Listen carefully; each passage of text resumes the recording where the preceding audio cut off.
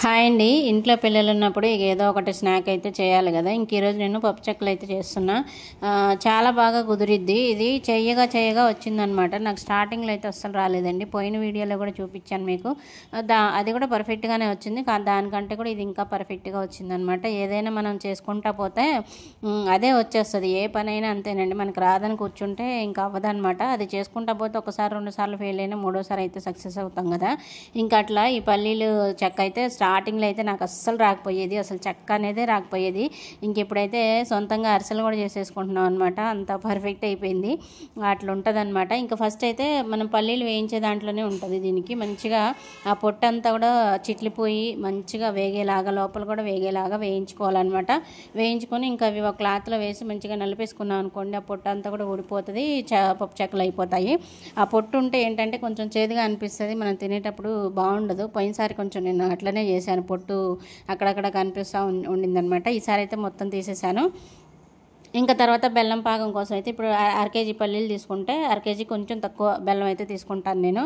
కొంతమంది అయితే సేమ్ తీసుకుంటారు. అట్లా ఏంటంటే కొంచెం ఎక్కువ బెల్లం కనిపిస్తూ ఉంటుంది, ఎక్కువ తీయగా ఉంటుందండి, బాగా తీయగా అనిపిస్తుంది. అందుకే నేనైతే ఇట్లా కొంచెం తగ్గించి వేస్తానన్నమాట క్వాంటిటీ అయితే. అది ఇంకా బెల్లం పాకం మంచిగా అదంతా కరిగిపోయిన తర్వాత దాంట్లో అంతా డస్ట్ ఉంటుంది కదా, వడపోసేసాను. వడపోసి మంచిగా పాకం పట్టానండి. పాకం పట్టిన తర్వాత ఇప్పుడు నేను గిన్నెలో వేసి తీసాను కదా, ముద్దలాగా మంచిగా ఒక బిల్లలాగా వచ్చింది చూసారా. అట్లా రావాలన్నమాట. అట్లా వస్తే మనకి పర్ఫెక్ట్గా చెక్కలు అనేవి గట్టిగా వస్తాయన్నమాట. ఇంకా అట్లనే నేను పల్లీలు ప్లస్ నువ్వులు ఉన్నాయి, నువ్వులు కూడా కలిపేశాను. నువ్వులు కూడా చాలా మంచిది కదా హెల్త్కి. ఒక గ్లాస్ పాలల్లో ఉండే కాల్షియం మనకి నువ్వులు కొన్ని తీసుకుంటే కూడా ఉంటుందంట, అంత కాల్షియం ఉంటుందంట. నువ్వులు అయితే చాలా మంచిది పిల్లలకైతే. కొంచెం వేడి చేస్తుందని అంటారులే కానీ కొంచెం తక్కువ మోతాదులో తినొచ్చు, పర్లేదు.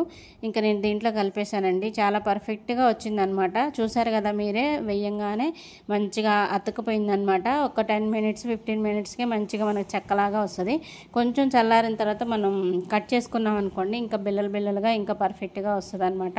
అంతే, చాలా ఈజీ అండి. ఒక్కసారి చేసుకొని ఈ పల్లీలు ఒకసారి కొంచెం వేయించడమే కష్టం. ఇంకా అట్లనే పాకం తీసే దాంట్లో ఉంటుందన్నమాట. పాకం వచ్చేది మనం తెలుసుకోవాలి. నేను చూపించాను కదా, బిల్లలాగా మంచిగా ముద్దలాగా వచ్చింది. అలా వస్తే మాత్రం పర్ఫెక్ట్గా మనకి చెక్క అయితే వస్తుంది.